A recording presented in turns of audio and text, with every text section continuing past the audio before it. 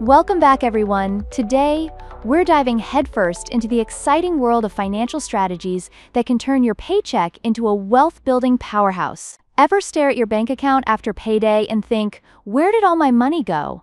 I know I have. It often comes down to a lack of a solid financial routine. Let me tell you, I once found myself broke right after getting paid, but by shifting my mindset, I became the first millionaire in my family. It's totally possible, folks. So today, I'll share 5 powerful strategies you can implement every time you receive your paycheck.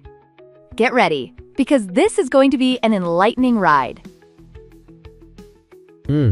Wow, that sounds super inspiring. But wait, are we really saying that our everyday spending could lead to making millions? Who knew a cup of coffee could do that, right? Exactly. Just picture this.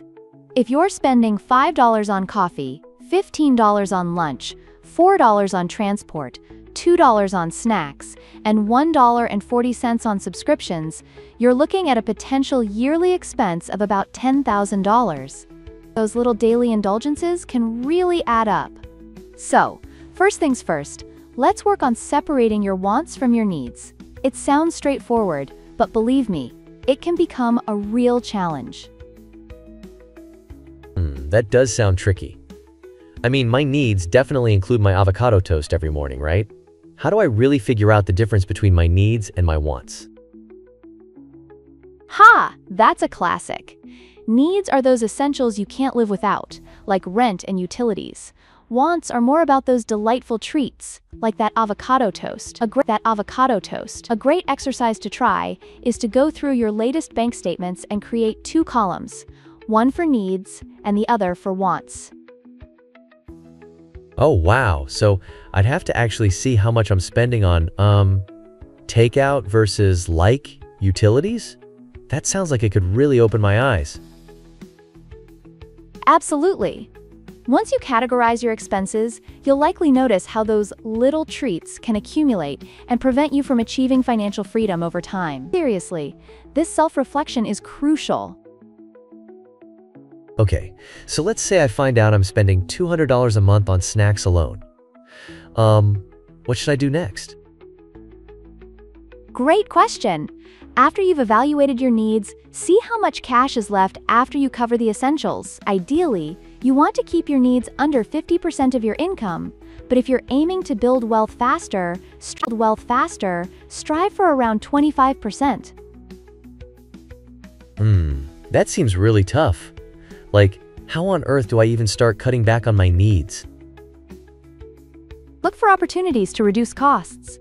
Maybe scout for a cheaper living situation, or even team up with a friend to carpool to work. If cutting back isn't possible, think about how you can boost your income with promotions or side gigs.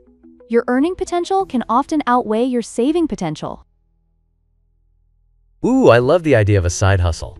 Could I sell hand-painted rocks or something and make bank? You bet!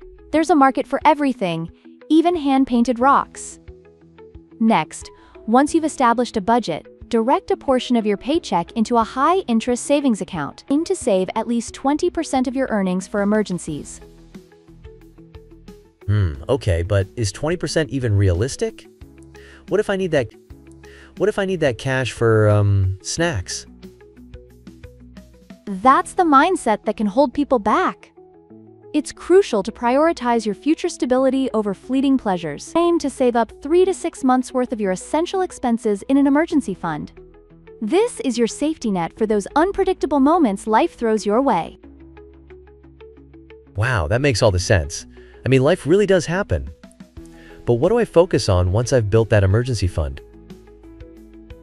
Once your safety net is solid and you've tackled any high-interest debts, it's time to invest.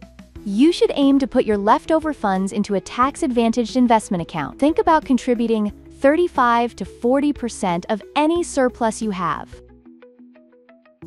Whoa, that sounds like a hefty amount. Will I really know how to invest properly? Or is that just a leap of faith? It's totally manageable. You don't have to jump in blind. Start by educating yourself about different investment vehicles and understanding your risk tolerance. If you feel brave enough, consider allocating a small percentage, like 5 to 10%, to high-risk investments or even a side hustle. All right, that sounds exciting.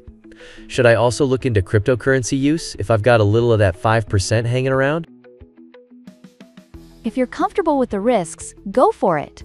Cryptocurrency can be quite volatile, but it also holds long-term potential. The key is to never invest more than what you're willing to lose.